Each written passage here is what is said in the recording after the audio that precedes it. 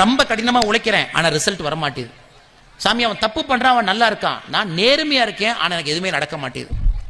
சாமி நேத்து வந்தவன் அரசியல்ல போஸ்டிங் வாங்கிட்டு போயிட்டான், இன்னைக்கு இருக்கேன் ஒன்றும் கிடைக்க மாட்டேது.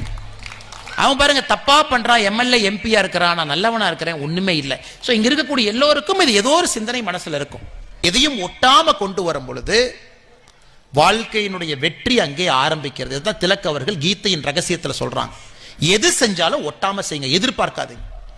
செஞ்ச வேலைக்கு கூலி வேறுன்னு எதிர்பார்க்காதீங்க, 4 பேர் கை தட்டணும்னு எதிர்பார்க்காதீங்க. 4 இடத்துக்கு போனா நம்ம பெரிய மனிதர், சில இடத்துல நம்ம கீழே உட்கார வேண்டி வரும், சில இடத்துல மேல உட்கார வேண்டி வரும். இன்னைக்கு கீழே உட்கார்ந்துருக்கிறவங்க நாளைக்கு மேல உட்காருவாங்க, மேல உட்கார்ந்துருக்கிறவங்க நாளைக்கு கடைசி ரோல் உட்காருவாங்க.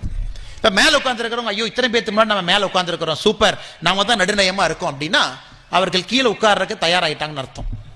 கீழே உட்கார்ந்துருக்கிறவங்க ஐயோ நம்ம கீழே மட்டுமே உட்கார்ந்துருக்கிறோமே, நாம எப்படி மேல உட்காரோம்னு நினைச்சா அவங்க எப்பவுமே கீழே தான் உட்காருவாங்க.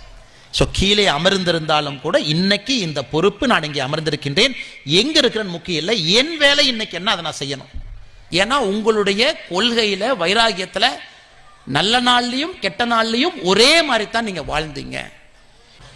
ஒரு கொள்கை, ஒற்றை கொள்கையோடு வாழ்க்கை வாழுங்க, ஆண்டவன் நிச்சயமாக உதவி செய்வான். சாமி நான் வந்துட்டேன், சரண்டர் ஆயிட்டேன், காலை பார்த்துட்டேன், போயிட்டே இருக்கிறேன், எனக்கு என்ன கொடுக்கணும்னு உனக்கு தெரியும், நான் என்னை தகுதிப்படுத்திக்கிறேன் சாமி, என் தகுதியை நான் வளர்த்துக்கிட்டே இருக்கேன், என் தகுதியை வளர்த்துவது மட்டும்தான் என் கடமை, கொடுப்பது உன்னுடைய கடமை, நீ பார்த்துக்க சாமி, வந்துட்டேன், நன்றி.